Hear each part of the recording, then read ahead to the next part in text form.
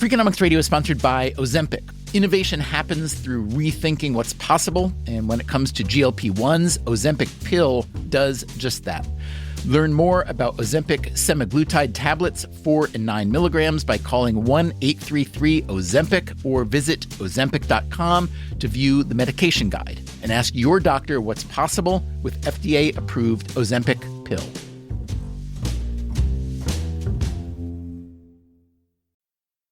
Freakonomics Radio is sponsored by Hotels.com. Hotels.com gives you access to hundreds of thousands of hotels worldwide, and when you join for free, you can save up to 20% instantly with member prices. Plus, every stay earns rewards, so when you book one trip, you're already lowering the cost of the next one. Hotels.com is simple, rewarding, and designed to help you get more out of every stay. Sign up for free and book today. Hotels.com. It's all in the name. Freakonomics Radio is sponsored by Amica.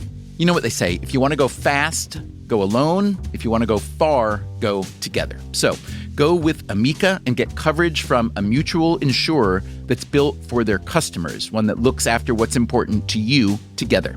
Auto, home, life, and more, coverage that fits your unique needs.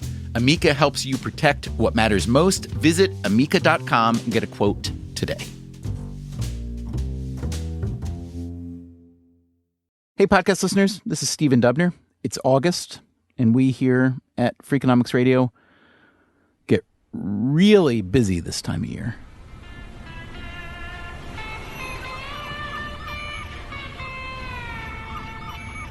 And so we are bringing you an episode from our archives. It's called, Is It Okay for Restaurants to Racially Profile Their Employees? Hope you enjoy it. We will be back next week with a brand new episode of Freakonomics Radio.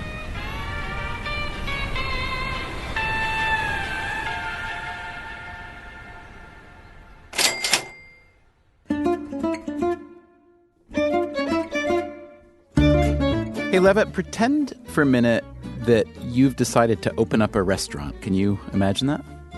Sure. Easy to imagine something like that. Mm-hmm. Would you enjoy it? No, I would hate it more than anything. Oh, but you can imagine. You can at least imagine. I can imagine, yeah. What kind of food would you serve? Probably fast food, because it's my favorite kind of food. Uh-huh. I think that's what I would probably open. Could you imagine opening, like, something with an Asian cuisine? Yeah, there's a really great Asian restaurant in the basement of LaGuardia Airport. I could open one of those. Do you know what I'm talking about? You've eaten there with me. I've made you eat there. Oh, yeah. That's kind of fast food. Yeah, sure. Yeah, exactly. Fast food Asian. The sweet and sour chicken. Yeah. Right. Bourbon chicken. Bourbon chicken. That's what it is. The bourbon chicken. Okay, so you would open an airport fast food Chinese restaurant would be your heart's desire. And let me ask you this. How do you think you would approach hiring the wait staff of this Chinese fast food airport restaurant? Do you want them to match the food in some way? Absolutely. Why is that? When it comes to ethnic food, I'm not sure why, but we've decided that it tastes better when it's served by people of that ethnicity.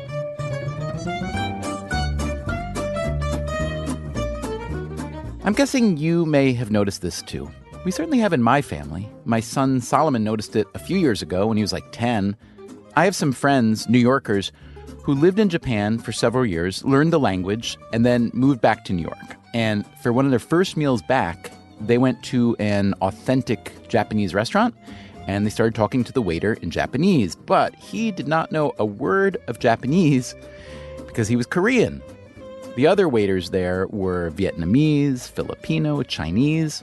What is going on here? That was a question put to us by one of our listeners. Hey, Freakonomics Radio. This is Bailey Hicken out of Salt Lake City, Utah. And I have a question for you guys. I was at dinner last night having sushi, and I had this realization that every worker at every sushi restaurant that I've ever been to is Asian, or at least Asian-ish looking.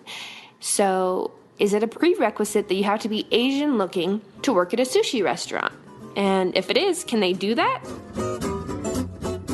Bailey explained a bit further in an email. She wrote, if someone wanted to hire all white or American-looking people at, let's say, some very Americanized restaurant, then people would be pissed. Or all black, all women, all gay, whatever, really. How do the Asians get away with it, she wrote. Let it be noted that my grandpa is Japanese, so I am a quarter, and I love the Asians. So maybe you guys could look into it for me. Maybe it could be a podcast one day. Who knows? A girl can dream, right? Yes, Bailey, a girl can dream. And we will dream right along with you. We will try to figure out where this restaurant racial profiling comes from, if it makes sense, if it's legal. And of course, we should know it's not only Asian restaurants we're talking about here. We're talking about restaurants that make Indian food served by people from Pakistan and Bangladesh, Italian food served by Croatian or Serbian waitstaff, and Mexican food too. Speaking of which, hey, what's your favorite Mexican dish? I love the chimichanga.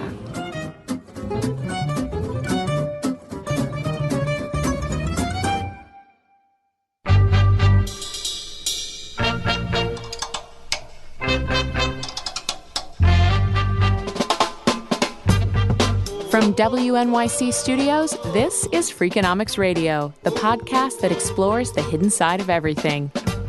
Here's your host, Stephen Dubner.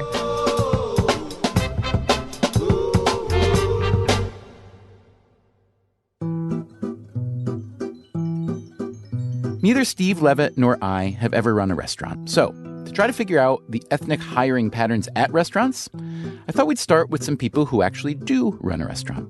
Or two. Okay, we're in the kitchen. I'm seeing some charred red peppers. This is the enchilada station and the quesadilla station.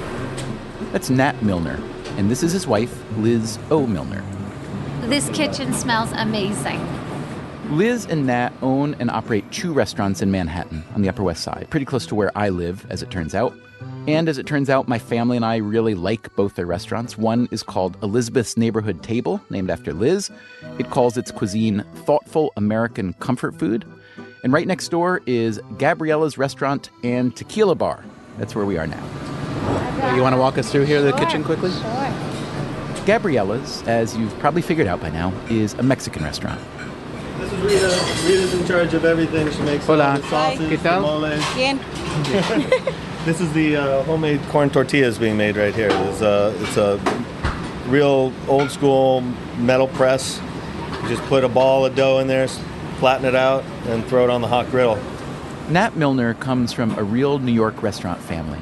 His uncle, Arthur Cutler, was a pioneer, a Jewish guy on Long Island who figured out that what New York really needed was a big, noisy, family-style Italian place called Carmine's and a Chinatown-style noodle shop with roast meats called Ollie's, and Virgil's, a Southern-style barbecue joint in Times Square, back when Times Square was really Times Square.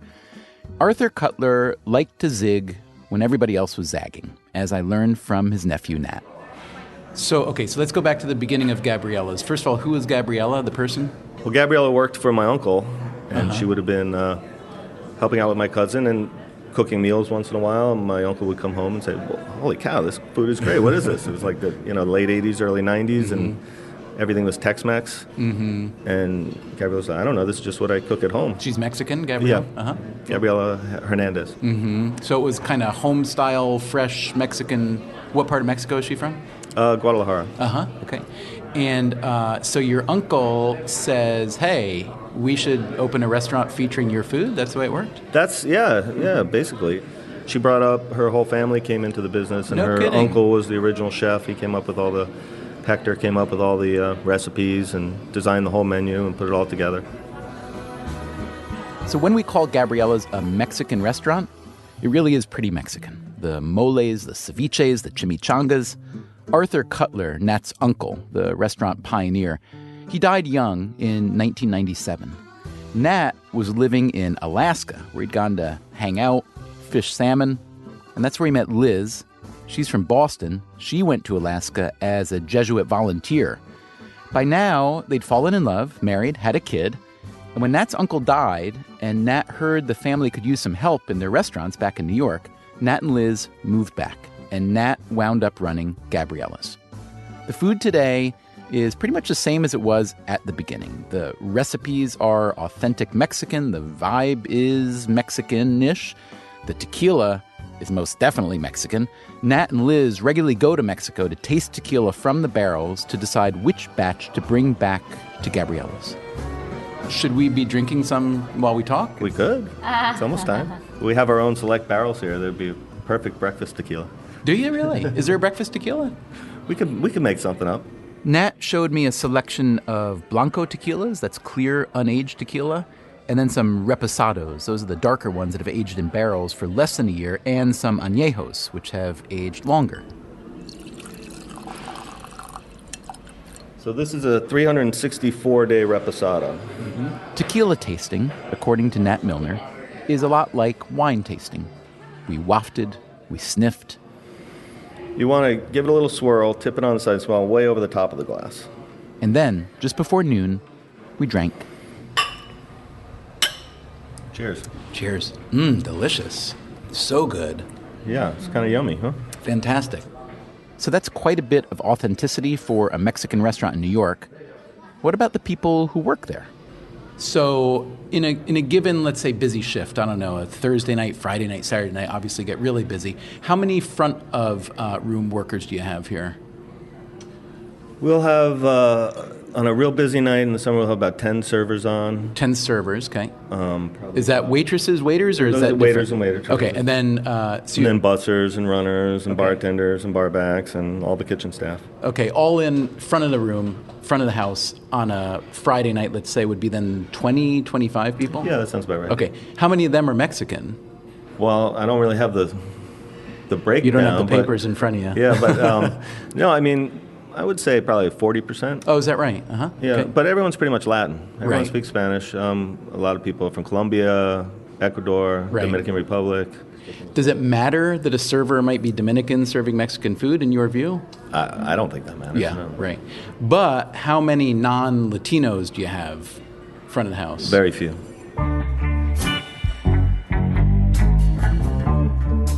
Why so few non-Latinos in a Mexican restaurant? Does this come from the supply side, the restaurant, or the demand side, the customers?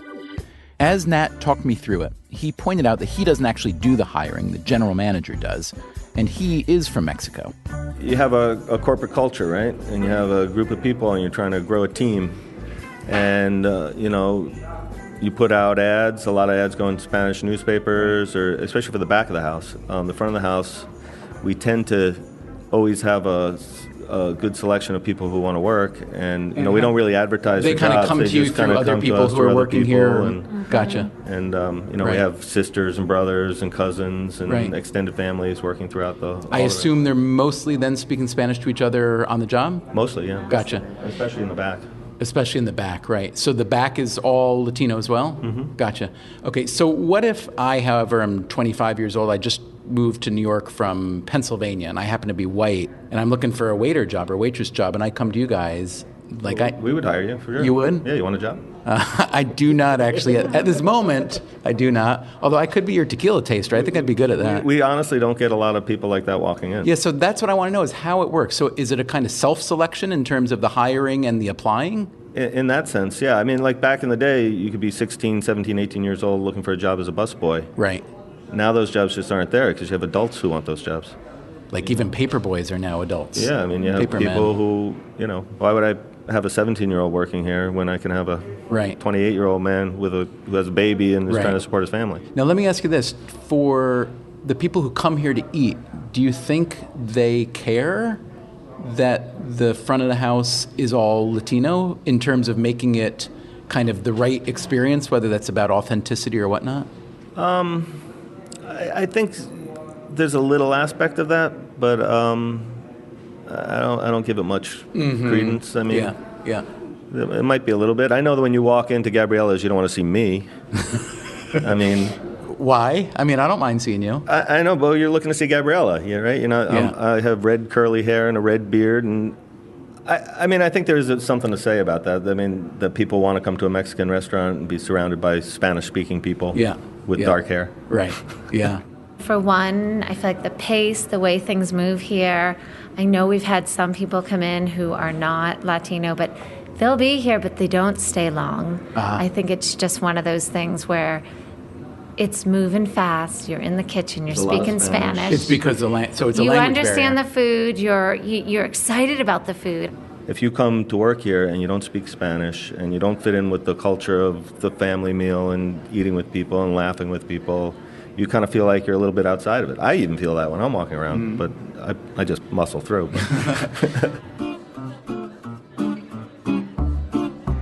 But what about restaurants that serve Asian cuisine? Why would a Japanese-style sushi restaurant hire wait staff who are Korean, Vietnamese, Filipino? Well, I think it goes back to the same thing about who walks in the door looking for these jobs.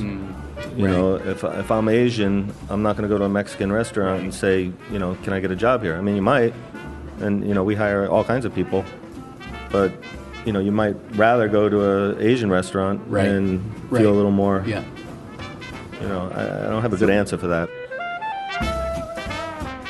But I think a lot of the people who are coming here are the first generation. You know, they're just here. They're trying to work their butts off. They're trying to make something, and you know, there's some truth to that. So that's interesting. So the work ethic of the immigrant, or maybe the first generation American, coincides well with the needs of a restaurant that happens to be an ethnic restaurant, right? I mean, it's so that might be one reason why the hiring kind of self-selects itself like that. Yeah, I would think it's got something to do with it. You know, I will also say, like, you know, you're talking about the 25-year-old kid who's coming to New York City and he's trying to make something and he's trying to get a job. He's not coming to New York to be a waiter. He can do that in Omaha, right? Right.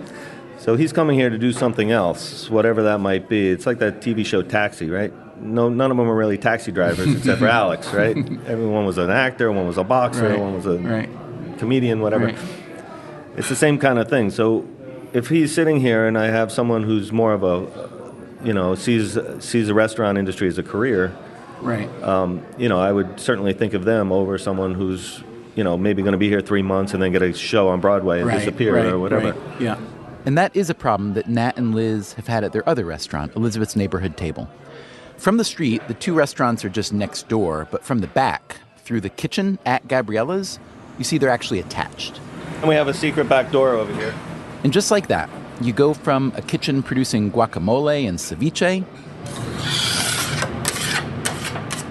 to a kitchen with pancakes and eggs on the griddle. Elizabeth's does a big brunch business with the classics. They have a great corned beef, by the way. Lunch and dinner bring creative salads and comfort foods like turkey meatloaf and grass-fed burgers. We have wonderful soups. I'm not even sure what soups we have today. Oh, that's my corned beef. Now, I'm excited to see a can of Pam in your kitchen because I need Pam once in a while. Do you use it regularly? We do. I mean, on our... The waffle iron. On the waffle iron, yeah. Mm-hmm. Okay. And the kitchen I don't know here... if I'm excited that you saw our Pam. Well, I know. The kitchen staff at Elizabeth's, like at Gabriella's, is all Latino. Orders are called out in Spanish. Mauro, dame unos pancakes con blueberries, por favor. But step through the kitchen door into the dining room, and you get a very different vibe. Gabriella's has Day of the Dead figurines and Mexican decor with empty tequila barrels out front. Elizabeth's looks like a New England beach house. Wainscoting, Martha Stewart-y color palette, brass wall sconces. The wait staff is much more of a mix than Gabriella's. Most definitely not all Latino. So I have to say, this transports me to a place. I don't mean to sound racist because it's against me, but this transports me to a place where there's a lot of white people. Which, and look, some of my best friends are white people. So did you feel at some point any kind of, not pressure, but desire to make the wait staff look more like East Hampton-y or Connecticut-y? Or We really want to reflect the neighborhood here. I mean, that's really what we wanted to do. I mean, there's plenty of white people in the neighborhood. I live in the neighborhood. Yeah. You live in the neighborhood. Yeah, we have plenty of white servers, too. Yeah. The chef at Elizabeth's Neighborhood Table is Tomas Arenas. He's from Mexico. Over the past decade plus, he's worked at a lot of restaurants in New York, and he says he's noticed a big shift in the demographics. Everywhere you go now, you got to find Mexicans, all Latinos. It's not like before. I remember before, it's like, if you go like Italian cuisine, you find all Italian people. Now it's not. But there's usually a split, he says, between the kitchen and the front of the house. if you see a lot of different restaurants, if you see in front of the house, it's like more like, could say white people in the front. Some Latinos, but not a lot. I think in the back of the house is like most of the time it's Latinos. If you look at restaurant and food industry jobs in the U.S. by ethnicity, as compiled by the Bureau of Labor Statistics, you'll see that 25% of those jobs are held by Latinos, while Latinos make up only 17% of the U.S. population. So, for whatever reason or set of reasons, restaurant work has become a Latino stronghold, especially in the kitchen. But here's my question. Is the practice of hiring Latino servers at a Mexican restaurant, or white servers at an American-style restaurant, or for that matter, Asian servers at a Japanese or Thai restaurant, is this discrimination? I personally wouldn't call that discrimination, or at least not the kind of discrimination to get upset about. That, again, is Steve Levitt, my Freakonomics friend and co-author, who could see himself opening a Chinese fast food restaurant at an airport. The kind of discrimination we usually worry about is discrimination where employers make choices about who to hire based on criteria that are unrelated to performance on the job. So, for instance, if it's answering a phone and it's men versus women, when there's no evidence that men are better at answering phones than women. So I would say in a Chinese restaurant, looking Asian is an important part of fulfilling the task. Those people don't cost any more to hire than the Mexican staff at a Mexican restaurant or the Indian staff at an Indian restaurant, but they enhance the experience of the people who are dining there. Because you think that the customer has a happier experience if he or she thinks that the wait staff is related to the country where the food is from. That's the reason why it's better or more optimal? Because exactly. honestly, as you're describing what does constitute discrimination, I was thinking that this is it, not the opposite of it. No, I think if that Chinese restaurant had not a single Asian person ever in sight, I bet that you and I would talk about that a lot when we were in the restaurant. And that would be evidence to me that it matters to the customers whether the service staff are Asian or not. Yeah, but that may be just – I'm just curious whether maybe this is just a custom, and because it's been around for a long time, we accept it as either, sensible or optimal or fair, but maybe in fact it's none of those. Like, what if I say, you know what, most podcast hosts are men, or most of the hosts of the biggest podcasts in the world are men. Therefore, that's evidence that men are plainly better. And therefore, I do not want any women touching my podcast. Isn't that pretty similar to arguing that I do not want any non-Asian people serving me Asian food?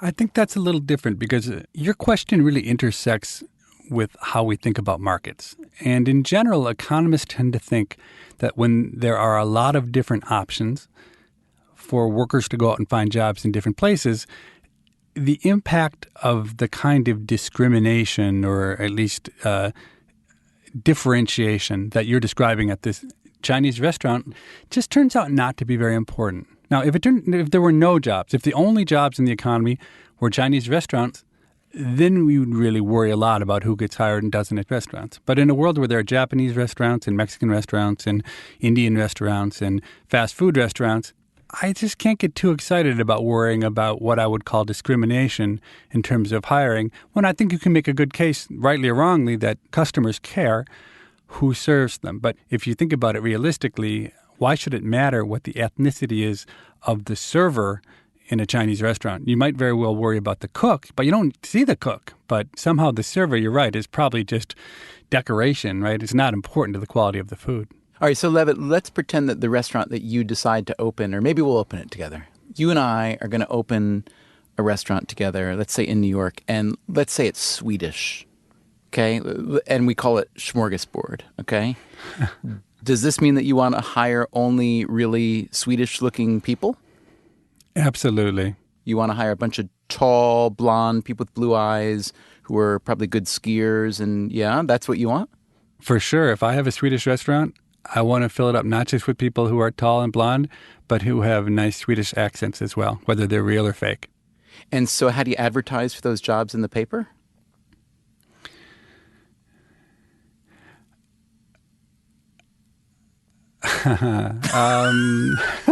That was the longest pause I've ever heard out of Steve Levitt. I've heard some long pauses out of Steve Levitt. Well, one thing I might do is advertise in Stockholm to really find some people who will come from Sweden and work at your restaurant. But I think I would start by saying the name of the restaurant and that we serve Swedish cuisine. Maybe I would advertise in Swedish if I really thought that I wanted to be super serious about that. Maybe I just advertise at modeling agencies, which will have lots of tall, blonde-haired, blue-eyed women.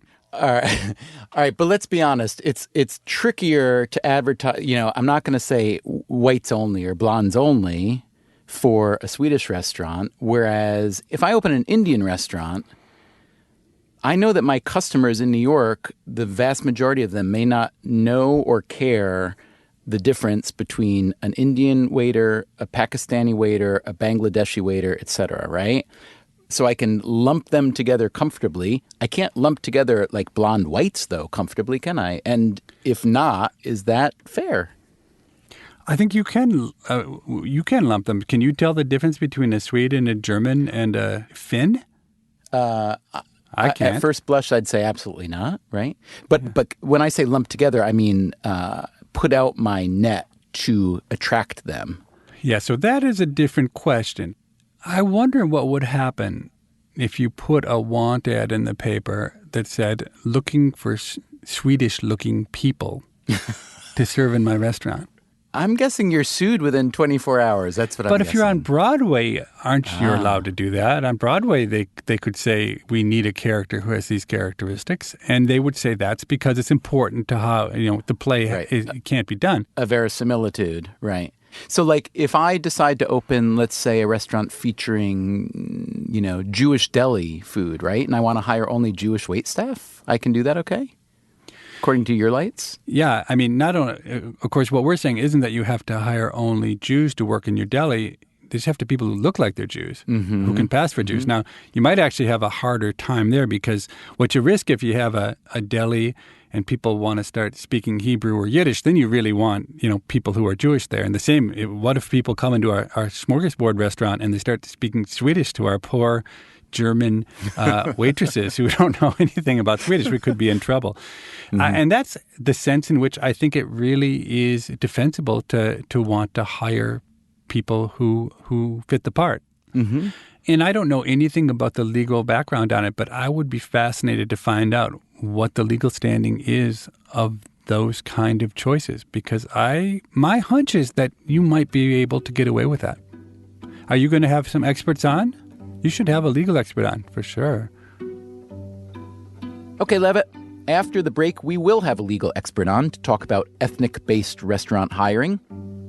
The statute is pretty clear, and if you're taking ethnicity into account, you are technically subject to an employment discrimination lawsuit. We'll also hear from someone at the federal agency that enforces discrimination law in the workplace. We don't condone hiring solely on the basis of ethnicity. That is illegal. You cannot decide we're a Chinese restaurant, we only want Chinese, or we're a Mexican restaurant, we only want Latinos. And because the world is interesting, we'll also talk to a white Irish-American comedian who got a job as a greeter at a Chinese restaurant in China and did not like how he was greeted. Hey, listen, buddy, if I was in New York and I walked into a restaurant and the welcomer was like, oh, you're very welcome. And I went, oh, you're very welcome. Oh, welcome to our restaurant. You want to find wines? Well, I'd be arrested.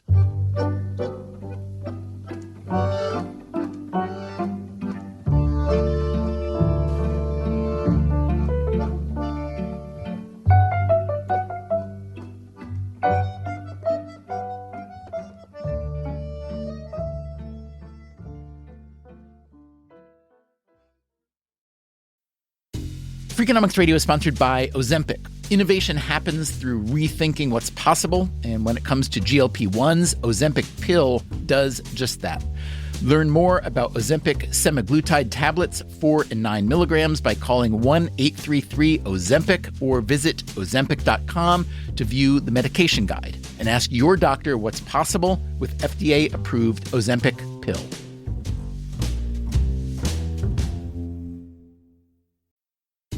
Freakonomics Radio is sponsored by Southern New Hampshire University. The best investments are the ones you make in yourself, and no one knows that better than Southern New Hampshire University. With more than 200 online degree programs, no set class times, and low online tuition, Southern New Hampshire University is built to fit your life today and set you up for success tomorrow. Education is an investment. Why not make it a smart one? Apply for free at snhu.edu/Freakonomics. Freakonomics Radio is sponsored by TalkAboutPD.com. Let's talk about Peyronie's disease, or PD. It's not widely talked about, and some men may feel reluctant to bring it up, but it's more common than you would think. PD can happen when scar tissue builds up under the skin of the penis, causing a curve with a bump during an erection that for some men may lead to pain during intimacy and impact mental health. A trusted urology specialist can help diagnose PD and walk you through your options, including non-surgical treatment. Visit talkaboutpd.com.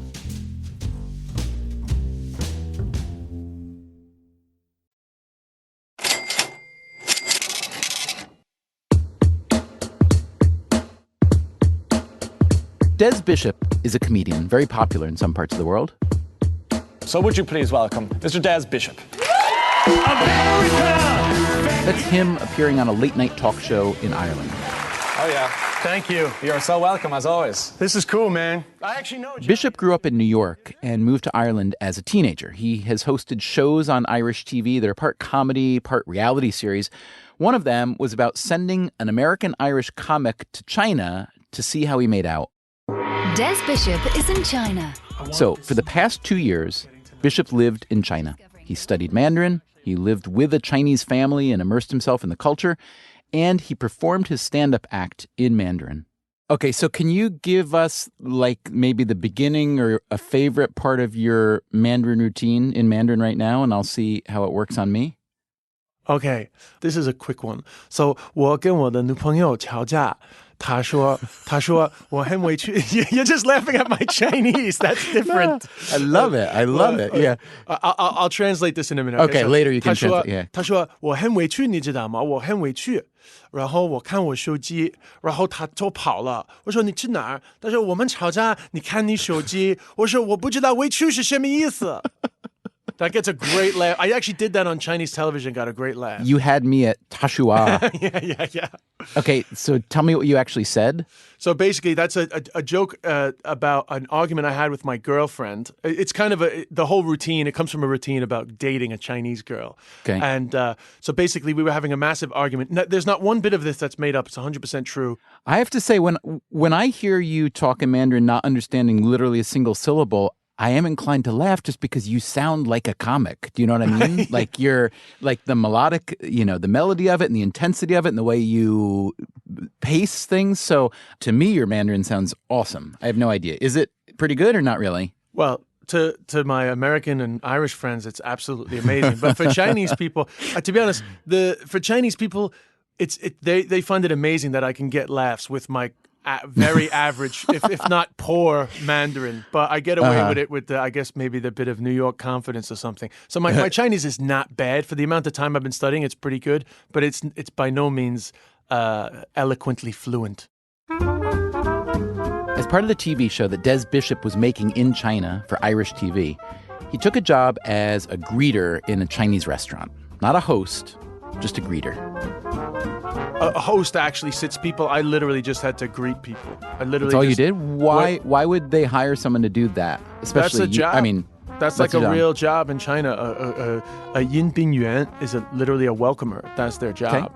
So you would literally say hello to people as they came in and say goodbye when they left and thank you? Yeah, and you have to say it very loudly and kind of, it's a Chinese thing. When you're in China, it's like you walk in and they're like, 欢迎光临, really loudly, and that I guess that people feel it gives them face or whatever. The job was in Hugang, a city of about 1 million people, relatively small as Chinese cities go. Bishop lived with the other employees in staff housing. The restaurant fed him and paid him about $300 a month. And just tell me a little bit, just because I have no idea, I'm curious to know, Is going out to eat in a restaurant like this, in a city like this, is it kind of a special deal, or is it more like a once-a-week thing that families will do? Is it more for celebration? Is it more, adults or families or even teenagers? Just tell me a little bit about that. Mostly adults and families. I mean, the speciality of this restaurant is it's all rooms. There's no actual... There was no actual like canteen part. It was all like private rooms. But eating out has become affordable in China. I mean, food prices are low, and the economy is booming, and people can go out to eat. So it was largely always busy, and it's just a middle level, just busy restaurant with people just going out and having a nice time. What's the name of the restaurant? I actually can't even remember what that's what's so embarrassing. To be honest, my Chinese was so bad at the time, I don't even think I ever really registered the name of the restaurant. Never learned the name. But I just knew how to get there. I knew how to point in the taxi. All right. You're a white guy, and I'm guessing in a city this size there aren't a lot of white guys around? No, I'm the only white guy that's ever done this job probably in the history of China, let alone the history of this small town. So every day customers would arrive, and I wouldn't really become a welcomer. I would become the guy that has the same conversation every day, all day. I would just talk to customers, and they'd be like, why are you here? I see. All right. So tell me, so pretend I walk in, greet me. 欢迎光临. And then I would say... You might say, 我姓Li, like my name is Li. And then I might just look at the book and say, Fa La Li. All the rooms were named after expensive cars. So I would say, oh, 你们在 Fa La Li, which is Ferrari. And so then I would, but to be honest, that so rarely happened because my Chinese was bad. So he would say, 我姓Li. And it's easy for me to say it now. I can even see the character, but back then I couldn't. Gotcha. So really, what I would say, 欢迎光临. Sometimes I would get confident. I would say, 哪个房间先生, like what room, sir? And they wouldn't even acknowledge me. They would just turn to a Chinese person, assuming that there is no way in the world I could have got them to the right room. And that, Des Bishop says, was the common response from restaurant customers in Hugang, China, seeing this American-Irish host in their Chinese restaurant. This is the number one sound I would hear every day. Eh? It's just like that. What? Literally, because that's a sound Chinese people make. Eh? And then so 50% of the time they would talk to me, 50% they would just ignore me. Chinese people, it's funny because we're very politically correct here nowadays and we're kind of obsessed with it. And people here often think that the main issue that you would encounter is like how to work around the sensitivities of race in China. But there are no sensitivities around race. They're all Chinese, right? A few weeks into his greeter job, Bishop was starting to feel pretty comfortable. And then one night, he says, these 3 drunk guys came into the restaurant. Now, this town is in Dongbei. It's in the northeast of China, which has a reputation for the people being a bit rough around the edges, a bit gregarious, right? So these 3 guys come in smoking with their man bags. They all have man bags. And I did my best. 欢迎光临. And then one of them really loudly in front of all the staff, like in front of all the girls, because, by the way, it's also a girl's job that I'm doing. I'm like the only guy that's ever done it. That's why I'm so high-pitched when I say 欢迎光临, because I learned it off of these women that were surrounding me. And so I said 欢迎光临, and then one of them really loudly, like in front of everybody, goes 欢迎光临, and does like an impersonation of my bad Chinese, with like a really sort of like, like a voice of making fun of me. And I remember thinking you cannot 欢迎光临 me. This is not acceptable. I'm the only white guy in this town that is definitely racist. Now, I know that people say there's no such thing as reverse racism, but I definitely felt for the first time in my life just more of an other than I'd ever felt before. Did it bother you, or did you? Well, of course, did you it just say bothered that's me the way? because it bothered me because I thought, hey, listen, buddy, if I was in New York and I walked into a restaurant and the welcomer was like, oh, you're very welcome, and I went, oh, you're very welcome, oh, welcome to our restaurant. You want to find wise? Well, I'd be arrested. But it was immediate. Sometimes you just have a moment of immediacy when it comes to material. I immediately said, thank you, a-hole, because that is definitely a routine. I cannot wait to tell that story in comedy clubs in the West because I just knew that it was absolutely true, but an absolutely winning moment.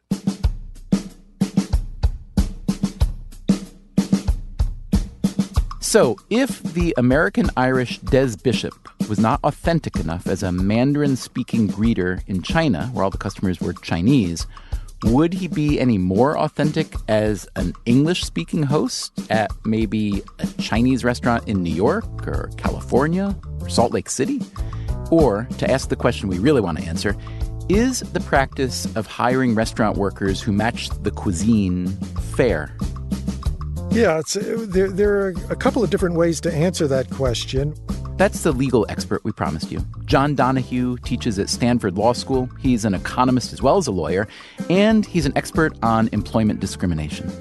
One is if fairness is defined by the employment discrimination laws, it probably isn't fair or legal to do this. And there are some caveats there, but as a general matter, hiring decisions are not supposed to be made on the basis of ethnicity with some caveats. Donahue says this goes back to a certain piece of landmark American legislation. The 1964 Civil Rights Act, which was the federal law that prohibited discrimination on the basis of race, sex, gender, and so on and so forth, was one of the most important laws passed at the federal level in this country in the last century. Title VII of that law protects against employment discrimination. But one caveat, Donahue tells us, is firm size. At the federal level, only firms with 15 or more employees are subject to this law, although in some states the number is less. Another potential caveat, Donahue says, is the job itself. There could be a situation where the discrimination is permitted if it's a bona fide occupational characteristic. Say that phrase again. A bona fide occupational qualification. A bona fide BFOQ. Okay. That is a narrowly tailored term of art. And the idea behind the BFOQ defense is that you needed to hire in this otherwise discriminatory way because it's sort of an essential trait of the job. Ah, I see. That would explain Hooters, I guess, yes? That's why neither you nor I could get a job at Hooters. Exactly. So Hooters wins out on that rationale. But the BFOQ defense is a tricky one. Hooters might argue that its customers don't want to see me or John Donahue in those bright orange short shorts and white tank tops. But how do they know? Maybe I could broaden their clientele and maximize their profits. Consider another industry that used to argue that being a certain kind of female was an essential part of the job. It goes back to the early days of the 1964 Civil Rights Laws application, where, for example, a number of the airlines initially tried to defend their practice of hiring attractive young women to be stewardesses on these airlines. And the reason they did that at the time in the 60s, it was largely a male business clientele that they were trying to appeal to, and they thought that they would find the fact of being served by a young and often required to be unmarried woman would be appealing to the customers.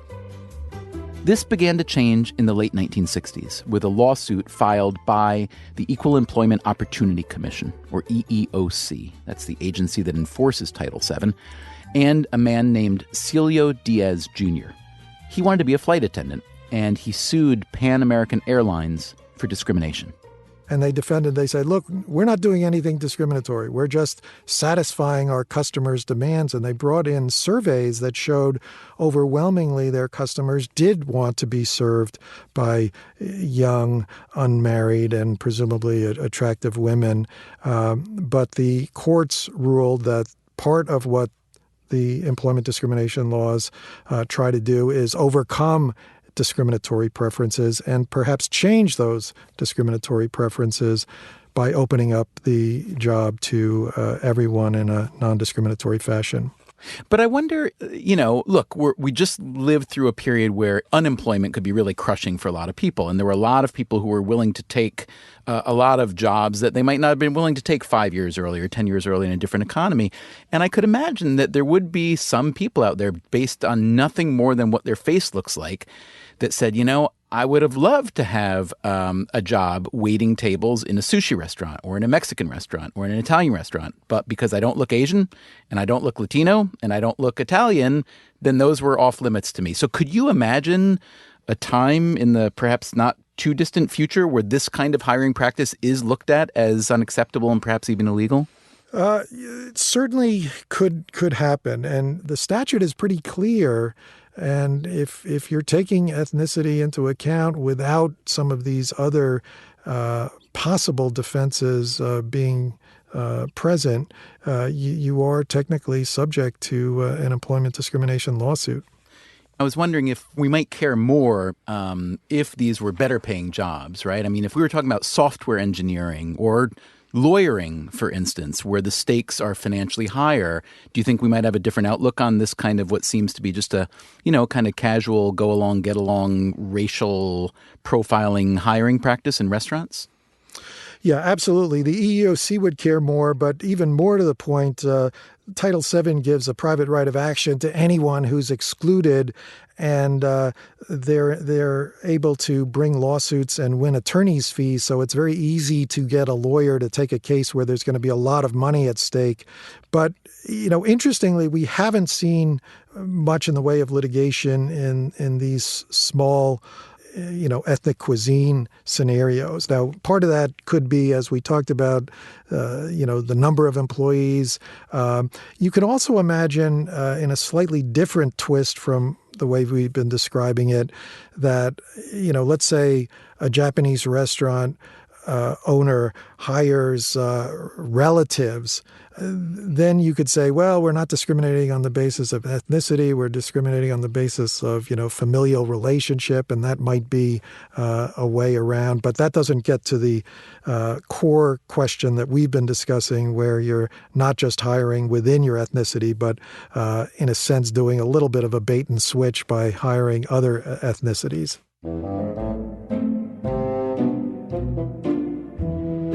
I asked Steve Levitt the same question, whether the kind of hiring that restaurants do might pass under the radar because these are relatively low-paying jobs. What if, for instance, I'm starting an e-commerce site meant to appeal to Chinese customers, and I decide I only want to hire Chinese programmers?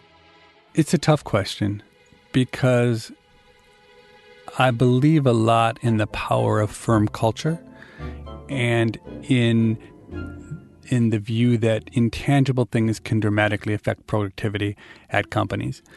But you got to be super careful when you go down that path that the end result isn't to support some sort of massive subtext of discrimination, saying, well, we can't hire black people at this company because black people don't have the right culture for our company. I mean, that's the trade-off. But on the other hand, when I hire people, say, at The Greatest Good, I don't care at all about their gender or their ethnicity, but I care a whole lot about whether they're fun to be around and they smile a lot and they work hard.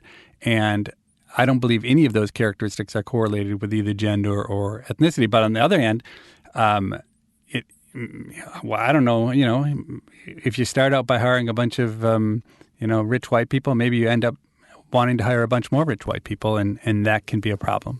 It's tricky, really hard issues. Really, the issue of discrimination is one of the trickiest ones when it comes to the courts and when it comes to markets and thinking about it, because how even the right definition of what it means to be discriminatory is subtle, and it depends on the context.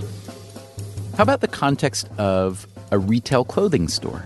Maybe you caught this story recently about a discrimination case the EEOC won. Bit of breaking news now from the U.S. Supreme Court. Earlier today, they ruled in favor of a Muslim woman who filed a lawsuit after she was denied a job at an Abercrombie & Fitch clothing store because she wore a headscarf for religious reasons. 8-1 vote this was. That lawsuit that just came down started when a 17-year-old teenager walked into one of our offices or called one of our offices, and we took her case all the way through the lower court, the appeals court, and then to the Supreme Court. That is Justine Lisser. She's a lawyer who works as a spokesperson for the EEOC, and she says the agency has brought several suits against restaurants that hire along ethnic lines, as we've been talking about today. We sued a Houston restaurant, which was supposed to be an upscale Mexican restaurant, that fired already hired servers, one of whom was African American, one of whom was Vietnamese, because they, quote, didn't speak Spanish. But it had an extremely diverse group of patrons. It certainly didn't have only a Spanish-speaking group of patrons. And the reason of not speaking Spanish was, we were alleging, was a pretext to make sure that all of their servers were Hispanic, again, to sort of fit in with the theme. And this is not legal. I mean, for any restaurant or any employer to put in a requirement, like a language requirement, it has to be, and this is the legal phrase of art, job-related and consistent with business necessity. And in most instances, it is not job-related and consistent with business necessity. Lisser says one reason there haven't been more cases like this is that the EEOC is a charge-driven agency. In other words, a restaurant worker would have to come to them. We don't go out looking for discrimination. We don't have the resources, or our law doesn't really permit it. People come to us and file charges, and we sort of take those charges and investigate them, and in some instances we file a lawsuit in federal court on them. And I want to make very clear that whether or not the EEOC has in fact sued anybody, we don't condone hiring solely on the basis of ethnicity. That is illegal. You cannot decide we're a Chinese restaurant, we only want Chinese, or we're a Mexican restaurant, we only want Latinos. And maybe we need to step up our outreach to specific ethnic chambers of commerce, if they exist, or different organizations of restaurant owners, and let them know what is and is not against the law.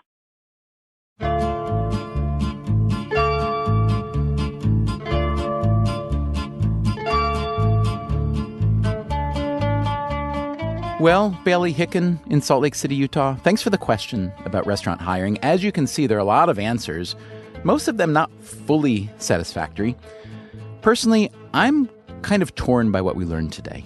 If there's a labor market that has customarily organized itself pretty well, maybe with some self-selection, and it seems to be working okay for the firms, the employees, and the customers, well, maybe we should just leave it alone. Who wants more lawyers involved? But on the other hand, if this custom, or whatever it is preventing people who need jobs from getting them based simply on the way they look, well, that's not cool.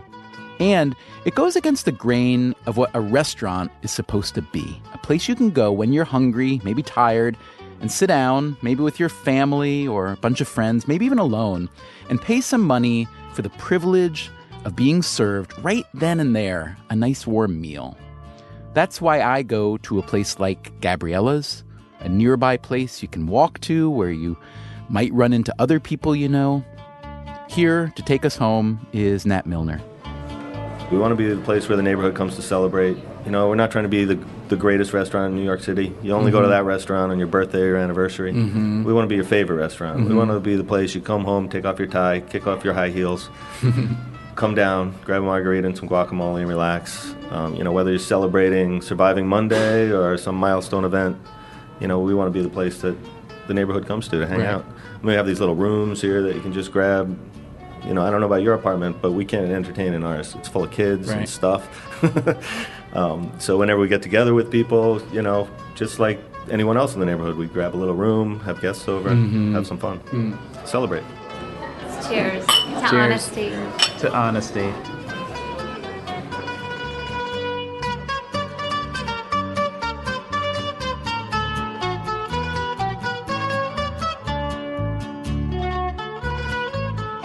Coming up next week on Freakonomics Radio, some restaurants are so good that people wait in line for them.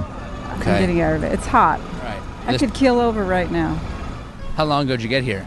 About, say, 3 days ago. 40 minutes. You've been here for 45 minutes already? You're still waiting for your pizza? What is a line, anyway, from an economic perspective?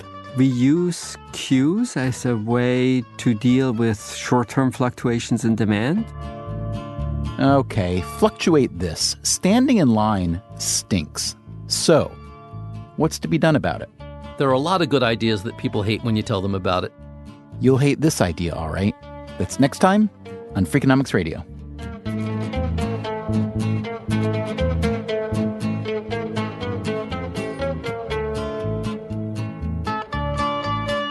Freakonomics Radio is produced by WNYC Studios and Dubner Productions. This episode was produced by Christopher Worth and mixed by Rick Kwan with help from Merritt Jacob.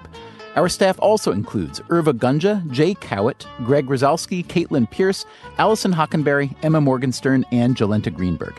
Harry Huggins is our intern. You can subscribe to this podcast on iTunes or wherever you get your podcasts, and please come visit Freakonomics.com, where you'll find our entire podcast archive as well as a complete transcript of every episode ever made, along with music credits and lots more. Thanks for listening.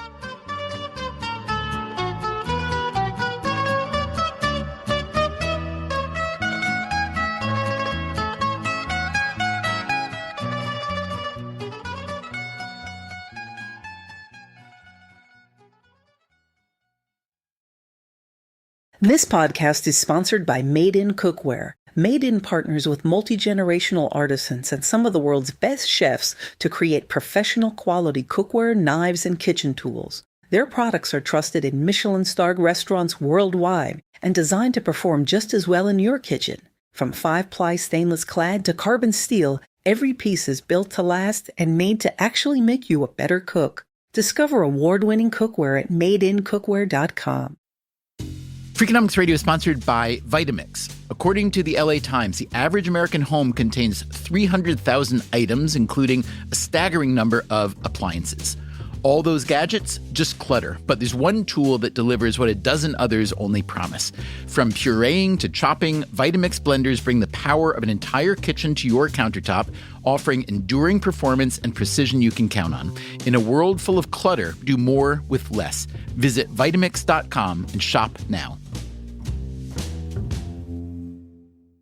Hi, I'm Angie Hicks, co-founder of Angie, and one thing I've learned is that you buy a house, but you make it a home. Because with every fix, update, and renovation, it becomes a little more your own. So you need all your jobs done well. For nearly 30 years, Angie has helped millions of homeowners hire skilled pros for the projects that matter. From plumbing to electrical, roof repair to deck upgrades. So leave it to the pros who will get your jobs done well. Angie, the one you trust to find the ones you trust. Find a pro for your project at Angie.com.